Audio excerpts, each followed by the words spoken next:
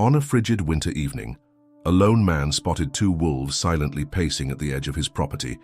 Instead of baring fangs or growling, these majestic yet terrifying creatures appeared desperate, pawing at his door as though pleading for refuge. When he finally opened that door, he couldn't have anticipated the life-altering moment that awaited him. What exactly did these frozen wolves want, and why would they choose a human's warm hearth over the wild they call home? Warren Pierce was no stranger to harsh winters. Having lived in the remote Alaskan countryside all his life, he was well acquainted with sub-zero temperatures and howling winds. His log cabin, sturdy and worn, stood as a testament to years of surviving in one of the world's most unforgiving climates. Yet despite his rugged experience, nothing could have prepared him for the sight that greeted him late one snowy evening. It had been an ordinary day, or as ordinary as it could be in the dead of winter. Warren had chopped enough firewood to last the night and checked on his small vegetable greenhouse, which was kept alive by a single heater. As dusk fell, he retreated indoors, content to spend the long, dark hours by his crackling fireplace with a mug of hot tea. Then came a strange scratching at his front door, accompanied by soft whines that cut through the night silence. At first, Warren assumed it was a stray dog, perhaps one of the few feral canines that roamed the outskirts of town. But as he peered out the frosted window, his heart began to pound. There, on his porch, stood two emaciated wolves. Their once proud coats were matted and dusted with snow, their breaths visible in the frigid air. Instead of snarling or acting aggressively, they trembled with cold and exhaustion. One of them even mustered a weak howl, as if calling for help. Warren's instincts battled with his caution. Wolves were, after all, wild predators. But these animals didn't appear menacing. They seemed desperate. Against his better judgment, Warren grabbed a flashlight and cautiously cracked open his door. The closer wolf took a shaky step forward, its glowing eyes filled not with hostility, but with a pleading intensity. In that moment, any fear he felt was overshadowed by a surge of compassion. What had driven these creatures to seek shelter from a human? And if he let them in, would his act of kindness invite danger into his home? Thus began an extraordinary encounter between a solitary man and two wild wolves. An encounter that would test Warren's resolve, challenge his preconceived notions of nature, and lead him to an outcome no one could have predicted. Warren stood at the threshold of his cabin, heart pounding as he took in the sight of the two wolves. Snow swirled around them, collecting in small drifts by his front door. The temperature had plummeted well below zero, and he could see the animals shivering under their fur. Their wide, luminous eyes seemed to plead for warmth and safety. It was a sight both mesmerizing and unsettling, wild predators begging for sanctuary. Still clutching the doorknob, Warren hesitated. Common sense dictated that inviting wolves into his home was a terrible idea. They were wild, unpredictable, and potentially dangerous. Yet the longer he stared into their haunted expressions, the more convinced he became that they posed no immediate threat.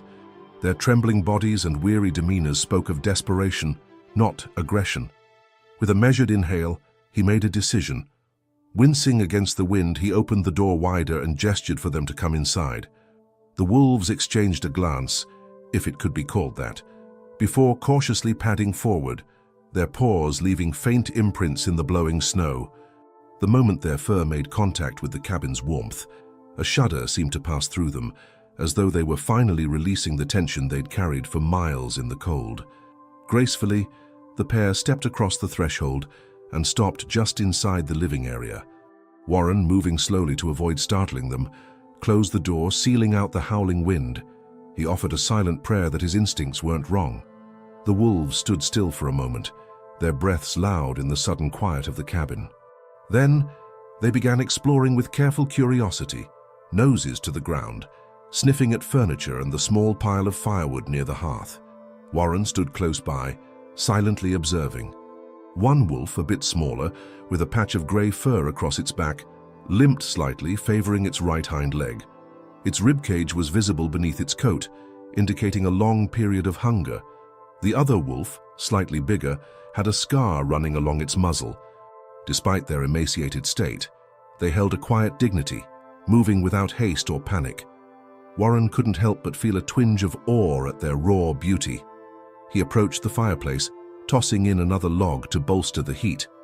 The crackling flames cast dancing shadows on the walls, and the cabin filled with a warm glow. The wolves turned their attention to the fire, one of them letting out a soft whine as it drew closer. Perhaps it was the first time they'd ever been near such a source of warmth.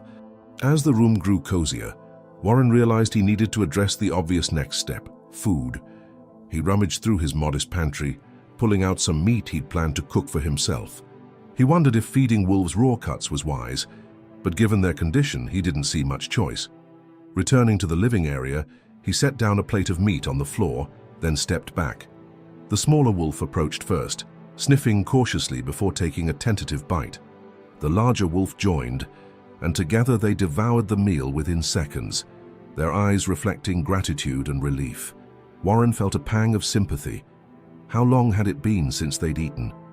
The wild was brutal, and the bitter cold made hunting nearly impossible for weak or injured animals. Once fed, the wolves seemed to relax further, their tense postures softening. Warren, still keeping a respectful distance, settled into a chair near the fireplace. He was keenly aware of the risk he was taking, but something about the wolves' demeanor reassured him. They were exhausted, possibly near death's door, and had reached a point where pride and caution gave way to survival instincts. The fact they allowed him in such close proximity spoke volumes about their desperation and their trust. The hours passed in an odd sort of companionship. Warren tended the fire, flipping through an old novel he'd read countless times, while the wolves dozed fitfully, occasionally lifting their heads at a gust of wind outside or the faint crackle of the hearth. At one point, the larger wolf whimpered softly in its sleep, paws twitching as though running in a dream. Warren felt an unexpected urge to soothe it, but he refrained, respecting the boundary between them. Night wore on, and eventually, Warren prepared a makeshift bedding area near the warmest corner of the cabin. He coaxed the wolves there, offering blankets and extra logs on the fire. They accepted, though somewhat warily, curling up with noses tucked under tails. Watching them, Warren realized he should probably get some rest himself. The day had been anything but ordinary, and fatigue weighed on him. Before turning in, he double-checked the locks on his doors and windows, an old habit in bear country. Now it seemed doubly important, given that he had 2 wolves inside. As he dimmed the lights and he found himself silently praying for a peaceful night, free of conflict. He couldn't help but recall stories of wolf attacks, yet his gut told him these creatures were not here to harm him. The first stirrings of dawn arrived sooner than expected. Warren awoke to the gentle glow of sunrise filtering through the frosted windows. He checked the living area, half expecting chaos or some sign of aggression, but instead he found a quiet scene. The wolves were awake, yet calm, watching him with expressions that he could only describe as weary gratitude. He stoked the fire, noticing that the smaller wolf's limp seemed worse this morning. Perhaps it had strained itself further during the night. Concerned, Warren decided to see if it would allow him closer. Moving slowly, he kneeled and extended his hand. The wolf eyed him but remained still, as though sensing he meant no harm. Gently, Warren placed his hand on the wolf's hind leg. It flinched, emitting a soft growl of pain, but didn't snap. He detected swelling, maybe an old injury or frostbite. Medical treatment would be risky, but he couldn't stand idly by. "I'll do what I can," he murmured, as if the wolf could understand. Standing, he gathered a basic first aid kit from his cupboard, mentally thanking his years in the Boy Scouts. He had no veterinary experience, but he could at least clean and bandage the wound. The real challenge would be whether the wolf trusted him enough to permit it. Watching from the corner, the larger wolf tensed, its amber eyes fixed on Warren's every move. Sensing the delicate balance of trust, Warren proceeded with the utmost caution. He knelt beside the smaller wolf, who lay trembling on the blankets, and murmured soothing words. If the wolf allowed this, he might just be able to help. If not, he'd have to back off. One wrong move could trigger the primal instinct still lurking beneath their fragile truce. The smaller wolf stared at Warren with a mix of apprehension and pain, its body quivering as if it were unsure whether to trust this human crouched before it. Warren gently patted the blankets, hoping to coax the wolf into lying still. To his relief, it let out a low whine and rested its head on its paws. The larger wolf remained close by, watching the scene intently, ready to intervene at the slightest hint of threat. Warren opened his rudimentary first aid kit, a mismatched collection of bandages, antiseptics and gauze. He hadn't used it much in the past, aside from treating the occasional scratch or blister from chopping wood. This was a different scenario entirely. He moved slowly, speaking in soft tones, aware that the smaller wolf could lash out if spooked. "Easy, fella," he murmured, placing a folded towel beneath the wolf's injured hind leg. As he dabbed antiseptic on a cotton swab, the wolf let out a faint growl, but didn't pull away. The wound wasn't deep, but it was inflamed, possibly from an earlier injury that had been aggravated by the cold and constant movement. Warren's heart clenched at the thought of how much suffering this creature had likely endured in the wild winter landscape. The larger wolf paced a few feet away, letting out a low rumble of concern. Warren glanced at it, offering a quick nod in acknowledgement. "I'm doing my best," he said, as though the wolf could truly understand. He knew it was a risk to speak aloud and draw attention to himself, but he hoped his calm tone would keep the tension at bay. After cleaning the wound and applying a light bandage, Warren carefully examined the wolf's paw pads, noticing cracks and signs of frostbite. He used a mild ointment to soothe the raw skin, before gently wrapping the leg with gauze. Throughout the process, the wolf flinched and whimpered, but remained surprisingly cooperative. Once he finished, Warren exhaled a breath he hadn't realized he was holding. "Done," he whispered, slowly removing his hands. The wolf exhaled through its nose, the sound almost like a sigh of relief. Warren offered a small smile, a surge of empathy welling up inside him. With the immediate medical needs addressed, Warren turned his attention to the basic matter of survival. He checked his pantry to see what remained of the food he'd given the wolves earlier. He still had enough supplies to feed them again, but his stock was limited. The realization weighed on him. If these wolves intended to stay longer than a day or two, he'd need a plan to secure more resources, something that wasn't easy during the harsh Alaskan winter. He decided to head out briefly to gather more firewood and check on potential hunting opportunities nearby. Grabbing his coat and gloves, Warren paused at the door, glancing back at the wolves. They watched him, but made no move to follow. "I'll be back soon," he said softly, as if reassuring both them and himself. Stepping outside, Warren was greeted by a stark landscape of white. The sky remained overcast, and the wind cut through his layers of clothing. He trudged through knee-high snow to the woodpile near the edge of his property, filling a sled with logs. Every so often, he scanned the horizon, half expecting to see more wolves or any sign of threatening wildlife. His mind raced with questions. Had these two been part of a larger pack? Were they outcasts? And what would happen if their pack came looking? Once the sled was loaded, Warren took a moment to survey the silent wilderness. The land was beautiful, but it also felt eerily unforgiving. He caught himself imagining the smaller wolf limping through these drifts, hungry and wounded, pushed to the brink of desperation. The thought reaffirmed his decision to help. No creature should have to endure such suffering alone. Upon returning to the cabin, Warren found the wolves lying near the fireplace. The smaller one looked to be in better spirits, occasionally licking at its bandaged leg. The larger wolf, ever vigilant, lifted its head to watch him cross the threshold. Warren unloaded the wood by the fireplace and stoked the flames, sighing in relief as the heat spread across his numb fingers. He unwrapped a portion of his remaining meat supply, placing it on a plate and setting it on the floor. The wolves approached cautiously, grateful for the meal but aware of Warren's presence. As they ate, he considered how surreal the situation was.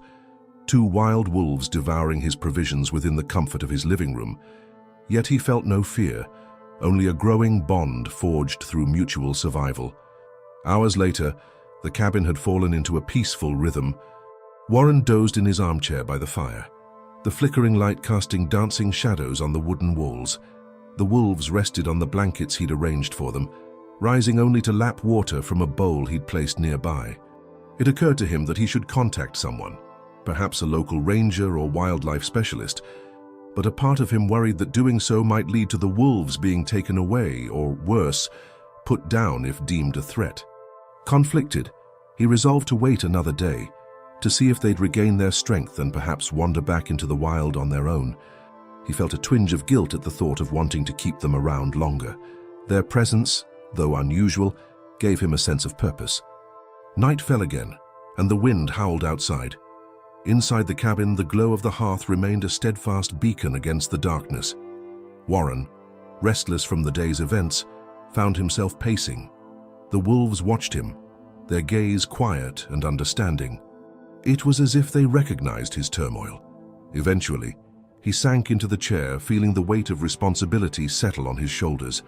What would the morning bring? Would the wolves depart, returning to the life nature intended for them? Or would they linger, forging an even deeper connection to this human who had opened his heart and home? Warren couldn't be sure. All he knew was that the next few days would test his compassion, his resourcefulness, and possibly his limits. Dawn broke with a fragile light, casting a pale glow across the snow-covered land outside Warren's cabin. Inside, the warmth of the hearth enveloped Warren and his two unexpected guests. As he stirred from sleep, Warren noticed something peculiar. The larger wolf was no longer lying by the fire. A slight sense of alarm washed over him. Had it slipped out into the night? Could it have ventured back into the freezing wilderness? His concern was quickly answered by a low growl emanating from the far corner of the living room. There, standing protectively over the smaller, injured wolf, was the larger one, its ears flattened, hackles raised. It wasn't looking at Warren, however, but rather at the door. Warren's heart lurched. What had startled the wolf? Rising cautiously, he moved toward the window. Outside, in the morning's half-light, he caught sight of movement. Something was skulking just beyond the edge of his property, near the tree line. His breath fogged the cold glass as he peered out more intently. At first, he thought it might be another animal, a moose or a bear. But then, a human silhouette emerged from behind a thick pine. Adrenaline coursed through Warren. He didn't often have visitors, especially not during the harshest part of winter. Grabbing his coat and a flashlight, he pressed an ear to the door, listening for any sound. The larger wolf continued to growl, as though reinforcing the warning that someone was out there. The smaller wolf struggled to rise, whining softly. "It's all right," Warren whispered, hoping to soothe them both, and himself. He opened the door just a crack, a blast of cold air rushing in. Outside, the figure had vanished from immediate view, but footprints in the snow led around the side of the cabin. Warren stepped out, nerves on edge. The wind nipped at his face, and he tucked his gloved hands under his arms, scanning the tree line. He caught a glimpse of motion again, near the woodpile this time. Curiosity clashed with caution. Whoever was skulking around might be in trouble, or they might pose a threat. Summoning courage, Warren raised his voice. "Hello, if you need help, say something." The only response was the howling wind. He took a few tentative steps forward, leaving footprints that overlapped those of the mysterious intruder. His heart thumped loudly in his ears. Had news spread about the wolves? Could someone be searching for them? Or planning harm? When no answer came, he decided to circle around the cabin to check for damage or signs of forced entry. The snow crunched underfoot, every sound amplified in the crisp air. The path led him past the woodpile, where he noticed fresh gouges in the bark of a nearby tree. As he leaned in to inspect, a sudden voice made him whirl around. "Are they inside?" a woman's voice demanded, low and urgent. She was bundled in a heavy parka, her face partially concealed by a hood and scarf. Only her eyes were visible, intense, worried eyes that flickered toward the cabin's door. Warren raised his hands in a gesture of peace. "Who are you?" he asked, attempting to keep his tone calm despite the jolt of surprise. Her gaze narrowed. "I'm hunting those wolves," she said, as though it were obvious. "They belong to a nearby pack. They went missing, and I've been tracking them for days." The statement startled Warren. "Hunting them," he echoed, his pulse quickening. Fear for the wolves gripped him. Was this woman intent on harming them, or could she be a ranger or researcher? She exhaled, her breath forming a small cloud. "Not like that," she clarified, as if reading his expression. "I'm trying to help them. I'm with a wildlife rehabilitation group.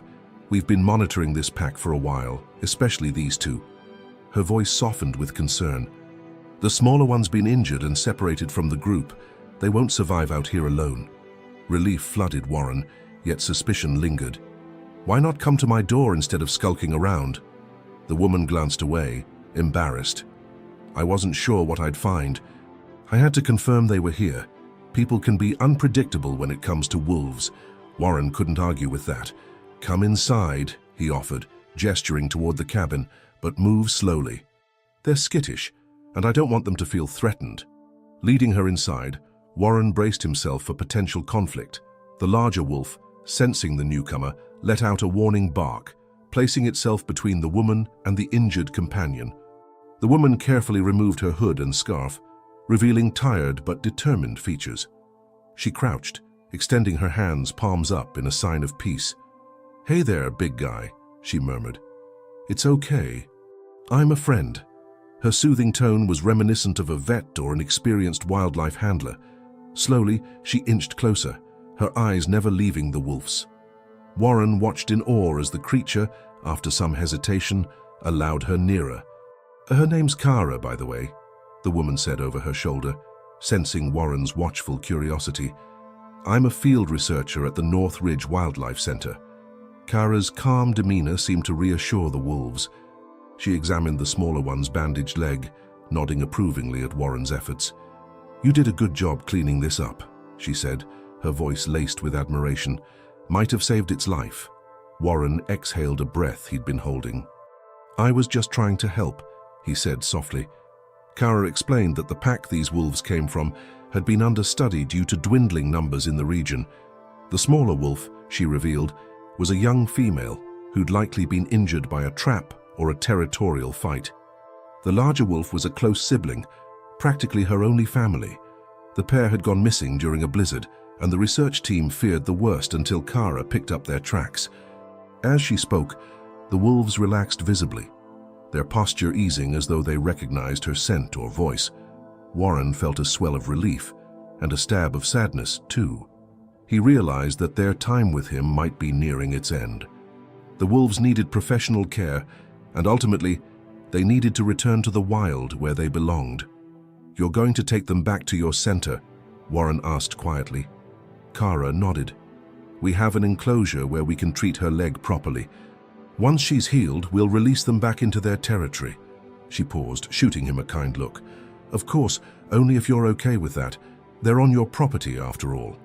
Warren glanced at the wolves. A strange pang twisted in his chest. He'd grown unexpectedly attached in such a short time. But he knew what he had to do. "It's what's best for them, right?" "It is," Kara confirmed gently. "They're wild creatures. They'll thrive once they're healthy and can rejoin their pack."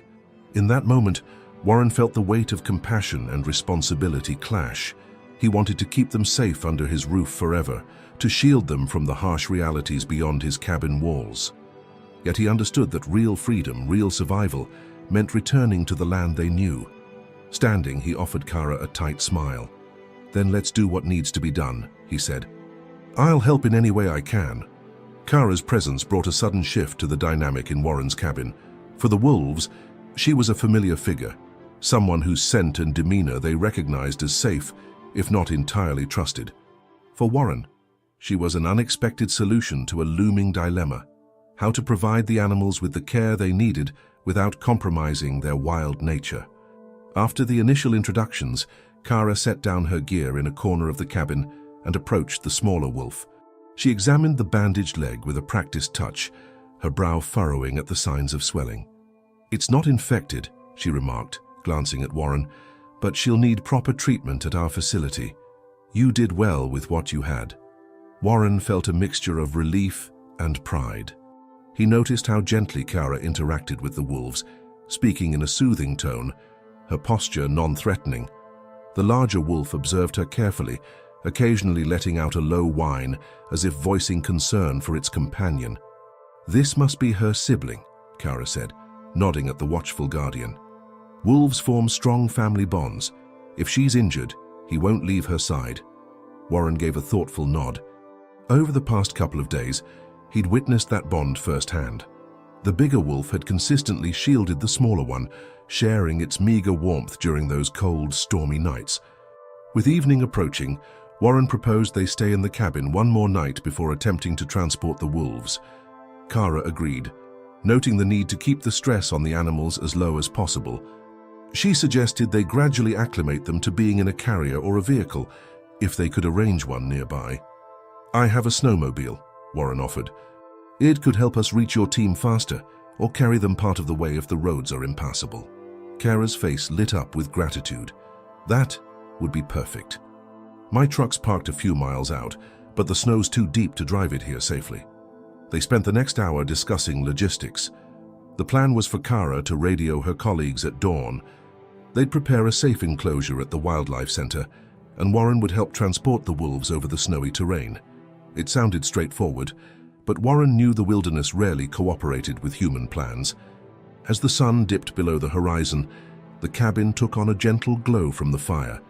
The two wolves, calmer now, rested side by side, their breathing slow and steady. Kara observed them with a tender gaze. "I've tracked them for months," she said quietly. "They used to run with a pack of about 6, but then we lost their signals during a blizzard, and I feared the worst." Warren poked at the embers in the fireplace, a pang of empathy tugging at him.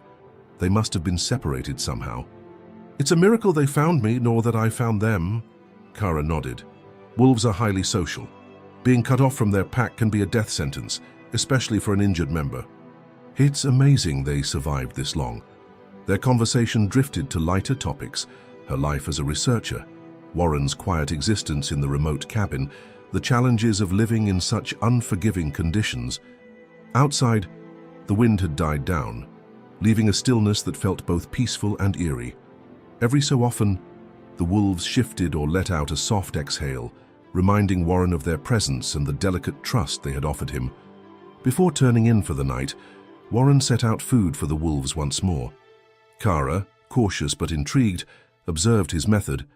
She was impressed by how at ease the animals seemed around him. "You've done something incredible here," she said, her voice laced with admiration. "Most wolves would be too terrified or aggressive to enter a human's home like this, but they clearly sense your goodwill." Warren flushed slightly, not accustomed to such praise. "I couldn't just leave them to freeze," he mumbled. "They were desperate, and I guess I was too." "Too?" Kara echoed, curiosity in her eyes. Warren hesitated, then gave a half smile. "Living out here alone can be tough. Maybe in a strange way, I needed them as much as they needed me." During the night, the wind picked up again, howling around the cabin. The structure groaned under the gusts, and snow pelted the windows. Warren and Kara woke at intervals to check on the wolves, who, despite the commotion, slept in relative calm. The larger wolf would occasionally lift its head, ears alert, as though scanning for danger. Each time, it relaxed after a moment, perhaps realizing it was finally safe. By the time morning arrived, grey light filtered through the frosted windows. Kara rubbed the sleep from her eyes, yawning. "I'll try to reach my colleagues now," she said, pulling out a compact radio from her gear. She stepped outside, braving the biting cold to find a clearer signal. Warren started a pot of coffee, the rich aroma filling the cabin. The wolves stirred, blinking slowly. The smaller one's bandaged leg seemed to have improved slightly, though it still showed signs of swelling. Warren offered them fresh water, quietly marveling at how natural it felt to care for these wild creatures. When Kara returned, her expression was a mix of relief and urgency. "They're sending help," she announced. "2 of my team members can meet us at a rendezvous point about 3 miles from here, near a frozen creek. If we can get the wolves there, they'll transport them the rest of the way." Warren nodded. "Then we'd better pack up. The snowmobile can handle 2 people and the wolves, if we're careful." Kara agreed, and they began gathering the necessary supplies. They rigged a makeshift sled to attach behind the snowmobile, lining it with blankets so the injured wolf could lie comfortably. The larger wolf, though wary of the contraption, seemed to sense it was necessary and sniffed at it without protest. The final hurdle was coaxing the wolves outside and into the sled. Warren decided to go first, opening the cabin door to a world of glistening white. A chill wind swept in, ruffling the wolves' fur. Kara led the way, speaking softly, using gentle gestures. The smaller wolf whimpered as it was lifted into the sled, but the bandage and ointment must have offered some relief, for it didn't fight too fiercely. The larger wolf hopped up on its own, nestling protectively against its sibling. With the wolves secured, Warren climbed onto the snowmobile, and Kara settled in behind him, holding a radio in her hand. The engine roared to life, echoing across the silent expanse. As they pulled away from the cabin, Warren felt a pang of mixed emotion. Part of him was reluctant to leave this temporary haven, where man and wolf had coexisted in such an extraordinary way. But he knew this journey was essential, for the wolves' sake, and perhaps for his own. The snowmobile carved a track through the endless white, its engine's growl the only sound in a world muffled by ice and snow. Warren led the way, gripping the handlebars firmly while Kara sat behind him, keeping a watchful eye on the makeshift sled tethered behind them. Inside the sled, the two wolves huddled together, the smaller one's bandaged leg tucked close, the larger wolf protectively curled around its sibling. They aimed to reach the frozen creek, a rendezvous point where Kara's colleagues would be waiting. The journey would span roughly 3 miles, a distance that felt both too short and perilously long. While the sun offered a faint warmth, the Alaskan winter remained unforgiving, and a stiff breeze carried flecks of snow that stung any exposed skin. As they traversed the rugged terrain, Kara frequently glanced down at her radio, checking for updates from her team. The signal crackled occasionally, distorted by the thick forest and the looming mountains. "They said they'd meet us in about an hour," Kara announced, raising her voice over the wind. "We need to keep a steady pace." Warren nodded, focusing on guiding the snowmobile around drifts and hidden rocks. Every so often, he glanced back to ensure the wolves weren't too jostled by the bumpy ride. The larger wolf's ears twitched at every turn, but it seemed to trust that Warren and Kara meant no harm. 10 minutes into the journey, the sky began to change. A bank of steel-gray clouds gathered on the horizon, hinting at an approaching storm. Warren felt a twinge of worry. Traveling in a snowstorm, especially with injured wildlife in tow, was a risk he'd hoped to avoid. "Let's pick up speed," he said, turning his head slightly so Kara could hear. She agreed, tapping him on the shoulder to signal she'd brace for the jolts. The sled thumped against icy ridges, sending small snow showers cascading over the wolves. They whimpered, but neither attempted to leap out, perhaps understanding this was their best chance. The forest thickened, and visibility deteriorated as the trees closed in. Warren slowed the snowmobile, carefully weaving around trunks and low-hanging branches weighed down by snow. A wrong move could topple them or damage the sled. "We're close to the creek," Kara noted, checking a small handheld GPS. "If we follow the tree line, we should see it soon." Before long, they emerged into a wide clearing. The creek, frozen solid, gleamed under the weak sunlight. Its surface was littered with blown snow, making it look like a smooth, icy road. "We should cross here," Kara suggested. "My team should be on the far bank." Warren eased the snowmobile onto the ice, testing its stability. The ice groaned faintly but held firm. As they glided across, he couldn't help but marvel at the harsh beauty of the landscape, pristine, silent, and vast. Yet with every passing minute, the dark clouds crept closer, casting an ominous shadow over the distant peaks. Halfway across the creek, the radio crackled to life. "Kara, this is Dan," came a muffled voice.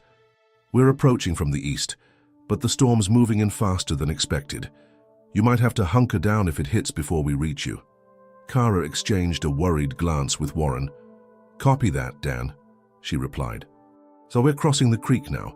Should reach the far side soon. Where exactly will you be?" "Look for a red marker on a pine," Dan's voice crackled. "We'll set up a temporary shelter there." As if on cue, the wind began to howl, blowing gusts of snow across the ice. Visibility dropped further, and Warren fought to keep the snowmobile steady. The wolves, sensing the shifting atmosphere, let out anxious whines. The smaller one whimpered, shivering from either cold or fear, or both. Kara placed a calming hand on Warren's shoulder. "Just a little further," she encouraged. "We'll find that marker." They reached the creek's far side, where the tree line resumed, looming like silent sentinels. The wind whipped snow into their faces, making it hard to see. Warren squinted, scanning the trunks for any sign of red. At last, Through the swirling white, he spotted a faint splash of color on a tall pine. Relief flooded him as he guided the snowmobile toward it. Sure enough, beneath the pine stood a half-erected shelter, two people in thick winter gear struggling to secure tarps against the relentless wind. A small fire crackled nearby, offering a beacon of heat. Kara waved frantically, and the figures turned, raising their arms in greeting. Once the snowmobile drew close, Warren killed the engine. Kara jumped off, speaking rapidly to her colleagues over the roar of the wind. "We found them," she said, jerking her thumb toward the sled. "They're weak but stable. The smaller one's got a leg injury." Dan, tall with a salt and pepper beard, nodded grimly. "Let's get them under shelter," he said. His companion, a short woman named Nina, hurried to lay out thick blankets inside the makeshift camp. "That storm's about to hammer us," Nina warned, her voice tight with urgency. Together, they carefully coaxed the wolves out of the sled. The larger wolf growled low in its throat when Dan approached, but Kara's soothing presence helped keep it calm. The smaller wolf, shaking from cold and stress, allowed Nina to guide it onto the blankets. Warren hovered protectively, ready to intervene if the animals spooked. With the wolves tucked into the relative warmth of the tarps and fire, the team set about stabilizing the area for the looming storm. Dan hurried to stake down additional lines, while Nina arranged supplies for the wolves. A proper first aid kit, sterile bandages, and sedatives if needed. Warren, now somewhat of an onlooker, felt a wave of mixed emotions. Relief that the wolves were finally in expert hands, but also a surprising pang of loss. For days, they had been under his sole care, forging an extraordinary bond. He couldn't ignore the flicker of sadness that they might no longer need him once they were healed and back with their pack. Kara sensed his unease. As she helped Nina check the smaller wolf's leg, she glanced over at Warren. "We'll make sure they get the best care," she promised softly. "And once they're ready, we can talk about how to release them. Maybe you could even be there." Warren managed a grateful smile, nodding. "I'd like that," he murmured. The wind picked up, rattling the tarps ominously, but inside this small camp by the creek he felt a warmth that transcended the fire, a warmth born of compassion, cooperation, and a newfound respect for these majestic, vulnerable creatures. The wind grew fiercer, rattling the makeshift shelter and forcing Dan and Nina to reinforce the ropes and tarps. The sky overhead had darkened ominously, and the temperature dropped further, signaling that the storm was nearly upon them. Warren stood at the edge of the small enclosure, watching as ice crystals swirled around them like a malevolent dance. Inside, the two wolves lay on thick blankets, their breath visible in the chill air. The smaller wolf's injured leg had been rebandaged with sterile dressings, and a mild sedative had calmed its shivers. The larger wolf remained alert, eyes darting between the humans, ready to defend its sibling if needed. Every so often, it let out a low, anxious whine as gusts of wind buffeted the tarps. Kara knelt beside them, checking the bindings around the smaller wolf's limb. She spoke softly, her voice nearly lost in the howling wind. "We need to wait this storm out before moving them," she told the group. "Traveling now would risk frostbite and injury, for them and for us." Warren nodded, though a flicker of worry crossed his face. Staying put meant relying on the hastily constructed shelter with only a small fire and minimal supplies. "How long do these storms usually last?" he asked Dan, who was wrestling with a flapping corner of the tarp. "Could be hours, could be all night," Dan replied, his voice tense. "Alaskan weather is unpredictable at best." With no other choice, they set about making the shelter as secure as possible. Warren helped Nina stack snow around the perimeter to form a windbreak, while Dan and Kara set up a secondary tarp for added insulation. The wolves watched it all with quiet fascination, strange bipeds scurrying to protect them from nature's fury. Between tasks, Warren couldn't help but reflect on how surreal the situation was. Just days ago, he had been living in solitude, chopping wood and enduring the endless nights on his own. Now, he was part of a small, determined group fighting to save two wild wolves he'd grown fond of in a startlingly short time. Charlie, his old battered snowmobile, remained parked nearby, half buried in fresh drifts of snow. Warren casted a concerned glance, aware that if the storm worsened, retrieving any gear or making a quick escape might become impossible. The realization made his chest tighten with a mixture of anxiety and resolve. Eventually, as the storm peaked, the group huddled around a modest fire, built in a shallow pit to keep sparks from flying. The flames offered scant warmth, but it was enough to keep extremities from going numb. Dan and Nina took turns feeding the flames with small sticks and branches collected from under nearby evergreens. The wolves rested, their eyes half closed, lulled by the fire's soft crackling and the gentle murmur of human voices. Kara periodically checked the smaller wolf's pulse and breathing, ensuring the sedative hadn't caused any adverse effects. "She's stable," Kara confirmed, exhaling a breath of relief. "Let's just hope her body can fight off any infection until we get her proper medical attention." Warren gently stroked the larger wolf's flank, a tentative gesture of comfort. To his surprise, the wolf didn't flinch. It even leaned slightly into his touch, as though acknowledging the kindness. "You're one brave soul," Warren murmured, more to himself than anyone else. "Both of you are." As night descended, the wind raged on, howling with renewed intensity. The temperature plummeted further, and the group found themselves in a battle for survival. Sleep was a luxury none could fully indulge in. Someone always had to keep an eye on the fire and ensure the tarps didn't tear or collapse under the gale.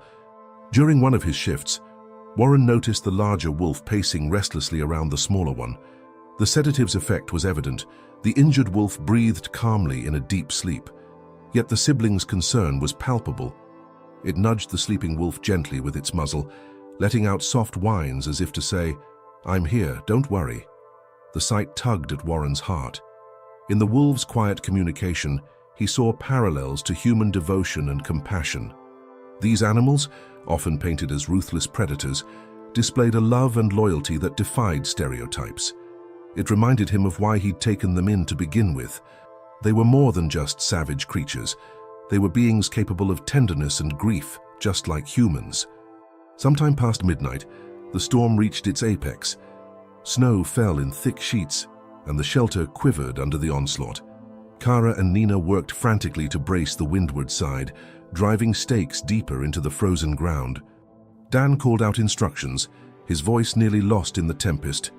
Warren helped where he could, though his fingers quickly went numb despite his gloves.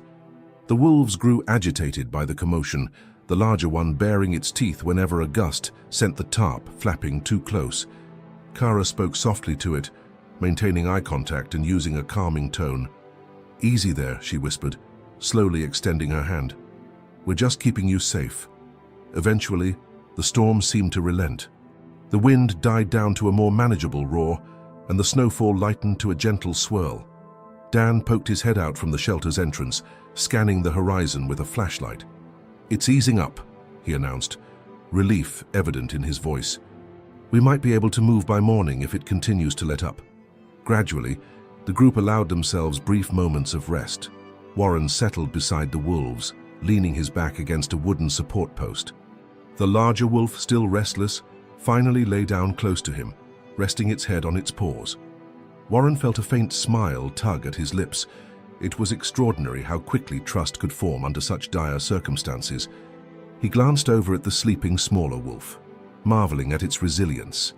Despite the freezing cold, the injury, and all it had endured, it slept with an almost serene look. Warren whispered a silent promise. "You'll be okay. We'll make sure of it." The night wore on, and by the time dawn's grey light filtered through the clouds, the storm had passed. A silence more profound than any they had known in the past days settled over the creek. Snowdrifts reached waist height in some places, glinting under the pale sunrise. Kara roused herself to check on her radio, while Nina stoked the remnants of the fire. Warren sat up, stretching stiff limbs. The wolves stirred, blinking groggily. It was time to see if they could finish their journey, one that would lead to healing and eventually freedom for these regal creatures of the wild. Morning arrived with an eerie stillness, as though the land itself was recovering from the storm's fury. Sunlight glinted off the snow, creating a dazzling display of white and gold that contrasted sharply with the grim ordeal of the previous night. Warren felt a certain relief. The storm was over, and they could finally move forward with the wolves. Yet, a nagging anxiety kept tugging at him. some instinct warning him that their challenges weren't over. Kara's radio crackled to life, and she answered it eagerly. Dan, Nina, you copy. The storm's cleared. How's your location? She paused, listening. Warren couldn't catch the exact words, but he saw Kara's shoulders tense. Turning to him, Kara said softly, Dan reports that while the weather's improved, we've got a new problem. The road leading to the wildlife center is blocked by fallen branches and ice. They're working to clear it, but it could take hours, maybe a day. Warren exhaled, the news settling like a weight on his chest. So we're stuck here for a while. Then, the wolves can't travel safely on foot with one injured, and the snowmobile won't get us to the center if the main roads are blocked. Kara nodded. We'll have to hunker down until Dan and Nina finish clearing the route. We can't risk taking the wolves on an alternate path. Too much deep snow, and we'd only stress them further. Despite the setback, the small group remained resolute. They replenished the fire, checked the wolves' condition, and discussed how best to manage the weight. The larger wolf paced nervously, occasionally sniffing the air outside the makeshift shelter, as if searching for something familiar. The smaller wolf rested with half-closed eyes, better after the sedative but still clearly in pain. Kara, Warren asked at one point, do you think they sense their pack might be near, or are they just anxious? She considered his question. Wolves have powerful instincts for tracking pack members. It's possible they can sense a distant scent or a familiar territory. But given the storm's aftermath, any scent trails could be lost. Restlessness and concern weighed on them as the hours ticked by. Warren, unaccustomed to such prolonged inactivity, volunteered to scout the immediate area for more firewood. Kara agreed it was a good idea, so long as he stayed within sight of the shelter. Don't go too far, she cautioned. The snow's deep, and we don't want to lose you if the weather turns again. Arming himself with warm clothes and a sturdy shovel, Warren ventured a short distance away from the creek. The landscape, cloaked in fresh snow, was both stunning and treacherous. Each step sank knee-deep, forcing him to conserve energy. Still, he managed to gather enough fallen branches to keep the fire going through another cold night. On his return trip, however, something caught his attention, a faint set of tracks leading away from the creek's bank. They weren't large enough for a moose, nor small enough for rabbits or foxes. His heart quickened, suspecting they might be wolf tracks, but were they from his two wards, or another animal entirely? Curiosity prodded him forward. He followed the tracks for a short while, noticing the stride seemed uneven, as if the wolf, if it was a wolf, was limping. Could it be another injured member of the same pack? Or perhaps the smaller wolf had wandered around before he'd taken it in? The question swirled, fueling his sense of urgency. A sudden gust of wind lifted the surface snow, stinging his face and blurring his vision. Warren realized he had strayed farther than intended. The shelter was now out of sight. He glanced back, orienting himself by a crooked pine he'd passed minutes earlier. Better to head back before he got lost or the weather shifted again. But as he turned, he caught a glimpse of movement in the corner of his eye. A flash of gray fur among the trees. His breath caught. Another wolf. He carefully laid down the bundle of wood, not wanting to appear threatening. "Hello," he murmured, aware of how absurd it sounded to greet a wild creature. Yet he couldn't shake the feeling that this wolf might be connected to the pair he was sheltering. The figure slinked closer, staying behind the trunk of a gnarled birch. Warren caught sight of a thin muzzle, tall ears, and a patchy coat, definitely a wolf, but in rough shape. It observed him warily, as if uncertain whether to approach or flee. Warren stood still, adopting the same calm posture he'd used with the injured wolf in his cabin. Minutes passed in a standoff of sorts. Finally, the wolf took a tentative step forward. Warren could now see it was severely underweight, its fur matted with ice. It held its head low, not in a submissive manner but in exhaustion. A pang of compassion resonated within him. How many wolves out here were fighting a losing battle against the relentless winter? He recalled Kara's mention of a pack. Was this yet another separated member? The idea tugged at him. If they could reunite these wolves, perhaps they'd all stand a better chance. Then, abruptly, the wolf growled, a deep rumble that startled Warren. It bared its teeth, though it appeared too weak to truly threaten. Warren instinctively raised his arms, palms out, showing he had no weapon. "Easy," he whispered, heart thudding. But the wolf's eyes flicked past him, focusing on something behind him. Warren risked a glance over his shoulder, seeing only snow-covered branches and the tracks he'd left. The wolf's growl intensified, then it bolted, disappearing among the pines with surprising agility for its emaciated frame. A swirl of confusion and unease settled over Warren. Why had it run, and what had spooked it? Clutching his bundle of wood, he headed back to the shelter, the entire encounter replaying in his mind. When he returned, Kara spotted the troubled look on his face. "Everything okay?" she asked as he deposited the wood near the fire. Warren explained what he'd seen. Kara listened intently, her expression growing pensive. Another lone wolf, injured or starving, could be part of the same pack, or it might be a rogue. Either way, it's risky to follow it without backup. He nodded in agreement. "I couldn't just walk away, though. It looked so desperate." "I know," Kara said softly, placing a reassuring hand on Warren's shoulder. "But we have to think about the ones here first. Once we stabilize them, maybe we can investigate that wolf. For now, we can't endanger ourselves or them." Warren glanced at the wolves resting under the tarps, emotions roiling in his chest. The wilderness was merciless, and he couldn't save every creature alone. Yet the thought of any wolf wandering out there, half dead and separated from its family, stoked a fervent determination within him. The hours crept by under the makeshift shelter. The newly fallen snow draped over the landscape like a silencer over any distant sound. Warren and Kara alternated between tending the wolves and stoking the fire, while Dan and Nina attempted to clear a path to the main road. Each radio update revealed only partial success. Fallen branches and drifts continued to impede their progress. Yet Warren's thoughts kept returning to the third wolf he'd glimpsed in the woods. Its gaunt form, the fearful glint in its eyes, something about that encounter nagged at him. He couldn't shake the feeling that the lone animal might be related to the pair he'd rescued, possibly another separated family member. Meanwhile, the two wolves under the shelter showed signs of improvement. The smaller one, though still in pain, could now shift positions on the blankets without whimpering. Its sibling kept a watchful stance, occasionally licking the bandaged leg, as if trying to offer comfort. Kara provided careful doses of painkillers, explaining that while they helped, they also made the wolf groggy and off balance. "I just wish we could get them to our center sooner," Kara muttered, staring at the storm-ravaged terrain. "They need a proper enclosure, regular feeding, and a stress-free environment." Warren understood her concern. "They've come a long way," he said softly, "but I'm worried about that other wolf out there, too." Kara gave him a pensive look. "It could be from the same pack, or a different one altogether. We can't risk losing the progress we've made here by wandering off on a rescue mission we're not prepared for." Warren nodded, yet the image of the lone wolf lingered. Late that afternoon, Dan's voice crackled over the radio.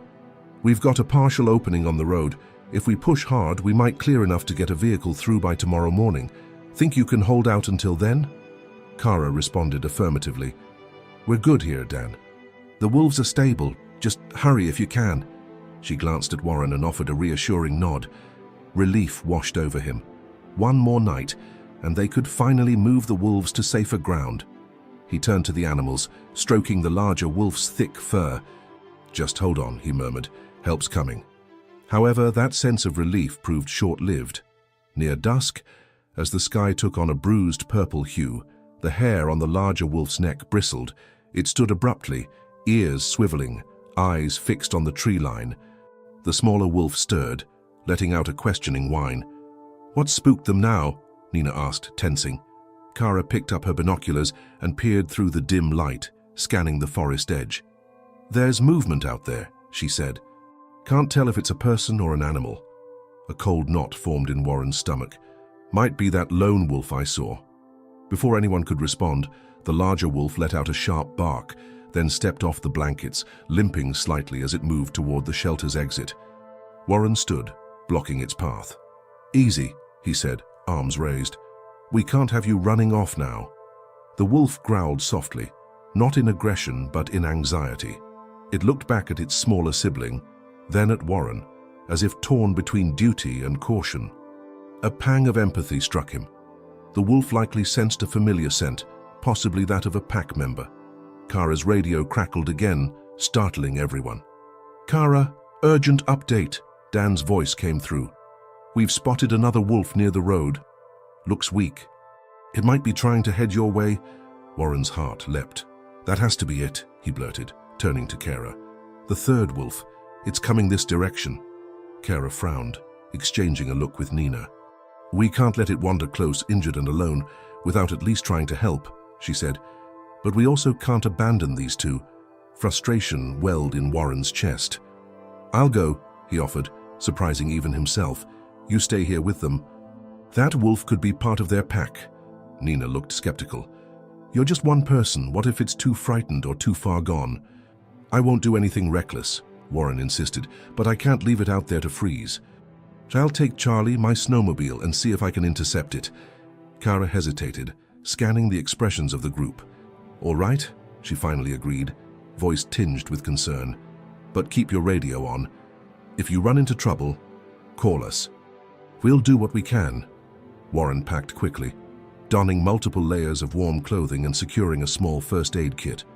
He checked the fuel in his snowmobile, enough for a short trek, as long as he didn't stray too far. "I'll look around for a while. If I don't find it or if things get dicey, I'll come straight back." The two wolves watched him go, the smaller one letting out a low whine as if sensing another departure. Warren paused to give it a final pat. "I'll be back," he promised. As he mounted his snowmobile and revved the engine, the larger wolf let out a howl, a forlorn, echoing note that resonated against the snow. Warren shivered at its haunting beauty. "Hang tight," he murmured, steering away from the shelter. The twilight deepened as he navigated the snowy terrain, guided by footprints and half-remembered landmarks. Dan's report suggested the lone wolf was near the partially cleared road, so Warren aimed for that route, mindful of drifts and hidden ice. Each roar of the engine felt jarring against the otherwise silent wilderness. At last, he spotted movement near a stand of spruce trees. Cutting the engine, he dismounted and grabbed his flashlight. He advanced cautiously, heart pounding. The silhouette of a wolf emerged, thin, limping, its ribcage alarmingly visible. It let out a faint growl when Warren came within a few yards.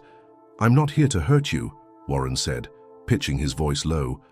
He recognized the same hollow eyes and trembling frame he'd witnessed in the first two wolves. This one looked even more desperate, as though it had reached the very brink of survival. "Your family's nearby. Let me help." The wolf staggered, collapsing onto its haunches. A wave of pity surged through Warren as he closed the gap. From behind a spruce trunk, another figure emerged, Dan, rifle slung over his shoulder. "Easy," he cautioned. "We don't want it to bolt." Warren nodded, relieved for the backup. He knelt in the snow, offering his hand in that now familiar gesture of peace. Would the wolf sense his sincerity, or would it lash out in fear? The wolf lifted its head, eyes reflecting the faint glow of Warren's flashlight. For a heartbeat, man and beast shared a silent communion, the swirling snow momentarily forgotten. Warren knelt in the snow, his heartbeat thunderous in his ears. The third wolf, a ragged specter of the wild, lay exhausted before him, its breath shallow. Dan stood a few paces behind, rifle slung but ready. The air crackled with tension, as though the entire forest held its breath, waiting to see whether this desperate creature would accept or reject the help being offered. "Easy there," Warren murmured, inching closer. His outstretched hand trembled slightly, a testament to the emotional stakes. He was no trained wildlife expert like Kara, but empathy and instinct guided him. A swirl of wind caught the edges of his coat, carrying his scent toward the wolf. The animal's nostrils flared, and it let out a low, haunted whine. For a moment, Warren glimpsed a flicker in the wolf's tired eyes, recognition, perhaps, or some faint memory of safety. Then it slumped, too weak to resist or flee. Gathering his courage, Warren carefully laid a blanket he'd brought over the creature, speaking in soft murmurs. "You're all right," he said, wishing his words could truly penetrate the wolf's fear. "We'll get you to your family." Dan approached slowly, scanning the surrounding trees for any sign of danger. "We should get it back to Kara," he whispered. "If we're lucky, this wolf might be the missing piece of the puzzle." Warren nodded. He gently lifted the wolf's head, amazed at how light it felt despite its size. The poor animal must have been starving for weeks. "Let's move it carefully," he instructed, glancing at Dan. "I'll hold the front, you support the hindquarters." Between the two of them, they maneuvered the limp wolf onto a sled they'd brought, one similar to the makeshift contraption Warren had used for the other two. The wolf whimpered softly, but its exhaustion seemed to overshadow any remaining fight. Once secured, Dan took the lead, towing the sled behind his own snowmobile, while Warren followed on Charlie, his battered old machine. The journey back to the temporary shelter proved both tense and bittersweet. On one hand, Warren's heart soared at the prospect of reuniting this lone wolf with the injured pair. On the other, he worried about how they would react. Wolves had intricate social hierarchies, and there was no guarantee the newcomer would be welcomed. Yet he clung to hope, recalling the devotion he'd witnessed among the two wolves in his cabin. By the time they arrived, dusk was falling. The sky was painted with streaks of lavender and orange, a rare beauty that offered a momentary reprieve from the biting cold. Kara rushed to meet them, eyes wide with concern. "You found it?" she asked, incredulity etched in her voice. Warren dismounted, nodding. "It's in bad shape, but alive." Together, they guided the sled into the shelter. The two wolves inside stirred immediately. The larger one's ears shot up, and it let out a sharp bark that echoed in the confines of the tarp. The smaller wolf, still recovering, lifted its head in confusion. Kara positioned herself between the newcomer and the pair, just in case.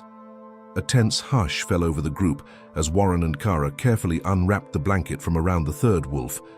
At first, the injured wolf seemed uneasy, barking and pacing.